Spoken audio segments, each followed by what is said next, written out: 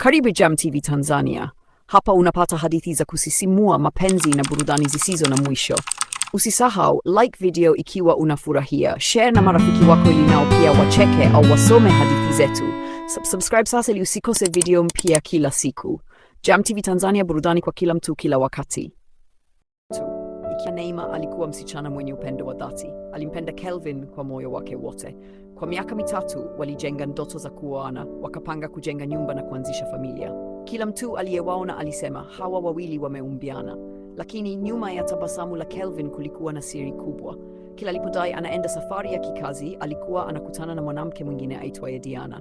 Diana alijua Kelvin ana mpenzi, lakini hakujali. Kelvin aliishi maisha ya uongo, akimwahidi kila mmoja kuwa ndiye mwanamke pekee maishani mwake. Siku moja, Neema alipokea ujumbe usiotarajia. Ulikuwa na picha za Kelvin na Diana wakiwa wamekumbatiana kwenye mgahawa. Mwanzoni hakutaka kuamini. Alijaribu kumpigia Kelvin mara kadhaa, lakini hakupokea simu. Aliporudi nyumbani usiku, Neema alimkabili. Niambie ukweli, huyu mwanamke ni nani? Kelvin alinyamaza kwa muda, kisha akasema, ni rafiki tu. Lakini ushahidi ulikuwa wazi. Neema alitoa picha nyingine, kisha akaonyesha mazungumzo yaliyothibitisha kuwa Kelvin alikuwa amekuwa akimsaliti kwa miezi mingi. Machozi yalimtoka Kelvin. Aliomba msamaha na kuahidi kubadilika, lakini Neema alitabasamu kwa uchungu. Mapenzi bila uaminifu ni kama nyumba isiyo na msingi. Hata ukiijenga vizuri, siku moja itaanguka. Alivua pete aliyokuwa amepewa na Kelvin, akaimrudishia, kisha akaondoka bila kugeuka nyuma. Miezi kadhaa baadaye, Kelvin aligundua kuwa Diana alikuwa amemtumia tu kwa maslahi yake. Alipojaribu kumrudia Neema, alimkuta tayari ameanza maisha mapya, akiwa na furaha na mtu aliyemheshimu na kumthamini. Kelvin alibaki na majuto makubwa, akitambua kuwa mara nyingi thamani ya mtu huonekana baada ya kumpoteza.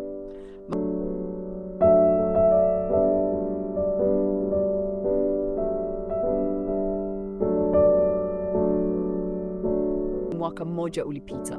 Neema alikuwa ameanza maisha mapya. Alifungua biashara ndogo ya nguo ambayo ilikuwa kwa haraka. Tabasamu lake lilirudi na majeraha ya moyo wake yakaanza kupona. Siku moja akiwa dukani alisikia sauti iliyozoeleka.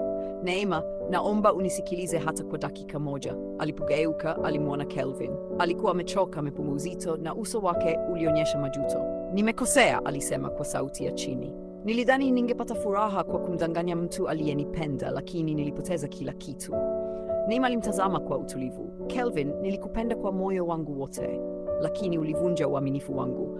Kuna majeraha ambayo hupona, lakini hayafuti makovu. Kelvin alipiga magoti mbele yake. Naomba unipe nafasi ya mwisho. Neema alinyamaza kwa muda, kisha akasema, msamaha nitakupa kwa sababu sitaki kuishi na chuki, lakini kurudiana si lazima. Msamaha haumaanishi kurudisha kila kitu kilichovunjika. Kelvin alibubujikwa na machozi. Alijua alikuwa amechelewa. Miezi michache baadaye, Neema alikutana na kijana aitwaye David.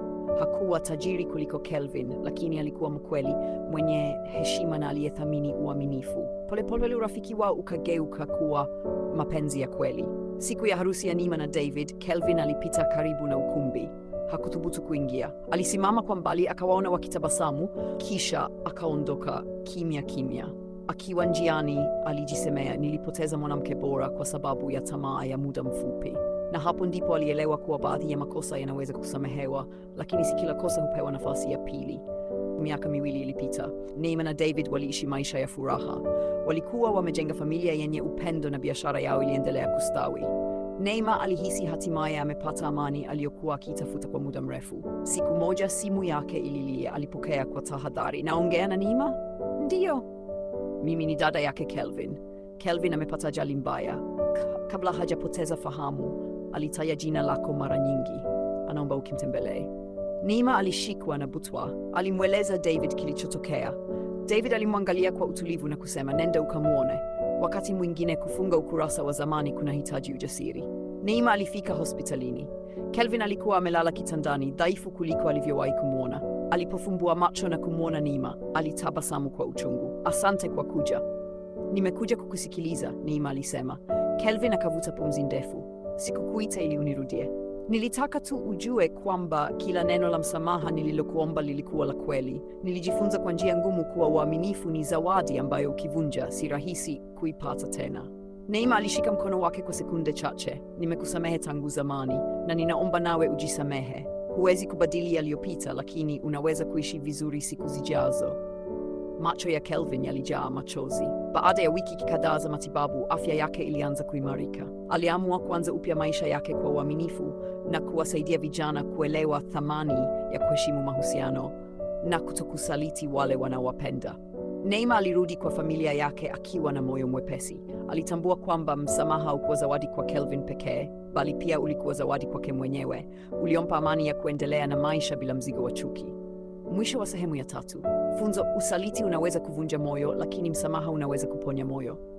Hata hivyo, msamaha hauondoi matokeo ya maamuzi yetu. Jam TV Tanzania inakuletea burudani isiyo na mwisho.